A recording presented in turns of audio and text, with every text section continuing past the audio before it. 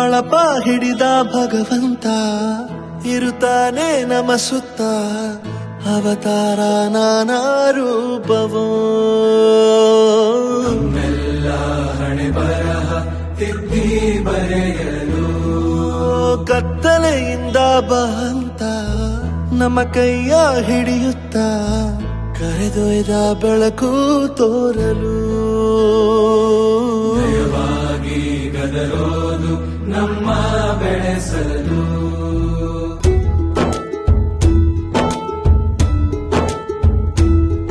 ಭಾಷೆ ಅಮೃತ ಕುಡಿಸೋ ತಾಯಾಗಿ ಭಾಷೆ ಅಮೃತ ಕುಡಿಸೋ ತಾಯಾಗಿ ಭವಿಷ್ಯ ಬರೆವಂತ ತಂದೆ ನೋವಾಗಿ ಬರೆವಂತ ತಂದೆ ನೋವಾಗಿ ಚಂದದ ಜೀವನನ ನೀಡಿರೋ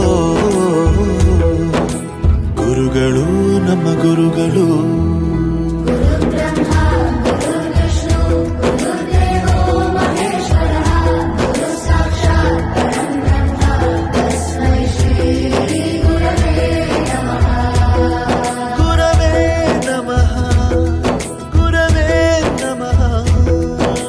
ಬಳಪ ಹಿಡಿದ ಭಗವಂತ ಇರುತ್ತಾನೆ ನಮ ಸುತ್ತ ಅವತಾರ ನಾನಾ ರೂಪವೋ ಎಲ್ಲ ಹಣೆ ಬರಹ ತಿದ್ದಿ ಬರೆಯಲು ಬೇರೆ ಲೋಕಕ್ಕೆ ಹೋದಂಗೆ ಅನಿಸ್ತು ನಿಜವಾಗ್ಲೂ. ಅಮ್ಮನಿಗೆ ವಿಷ್ಣುವಿಗೆ ಮಹೇಶ್ವರಿಗೆ ಹೋಲಿಸಿದ್ದಾರೆ. ನಮ್ಮನ್ನ ಮಠಕ್ಕೆ ಏರಿಸಿದಂತಹ ನಾಗೇಂದ್ರ ಪ್ರಸಾದ್ ಅವರಿಗೆ ಧನ್ಯವಾದ. ಗುರುಗಳ ಮಹತ್ವ ಪ್ರತಿಯೊಬ್ಬ ಮನೆಗೂ ಪ್ರತಿಯೊಬ್ಬ ಮನುಷ್ಯನಿಗೂ ಹೋಗಿ ತಲುಪುತ್ತೆ. ದೈಹಿಕ ಶಿಕ್ಷಣವನ್ನು ಗುರುತಿಸಿದರೆ ಅದು ಬಹಳ ಹೆಮ್ಮೆ ಆಯ್ತು ನನಗೆ. ಕೇಳ್ತಾ ಇದ್ರೆ ನಾನು ಗುರು ಆಗಿದ್ದಕ್ಕೆ ಹೆಮ್ಮೆ ಪಡುತ್ತೀನಿ. ಮಕ್ಕಳಿಗೆ ಗೊತ್ತಾಗುತ್ತೆ ಗುರುವಿನ ಬೆಲೆ ಎಂತದ್ದು ಅಂತ. ಹಿಂದೆ ಇತ್ತು ಗುರು ಶಿಷ್ಯ ಪರಂಪರೆ, ಅದೇ ರೀತಿ ಈ ಹಾಡು ಇವತ್ತು ನಾವು ಕೇಳೀವಿ ಅಂತ ಹೇಳಿ ಬಹಳ ನಮಗೆ ಖುಷಿಯಾಗಿರ್ತದ.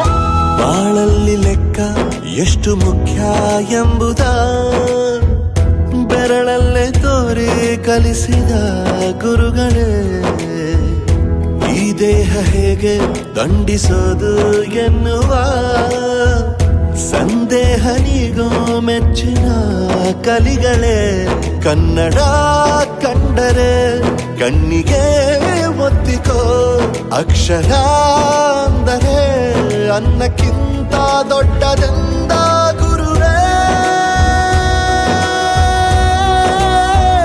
ಪ್ರತಿ ಬಾರಿ ತಾಳ್ಮೆ ಪಾಠ ಕಲಿಸೋರೆ ಗುರುಗಳು ನಮ್ಮ ಗುರುಗಳು.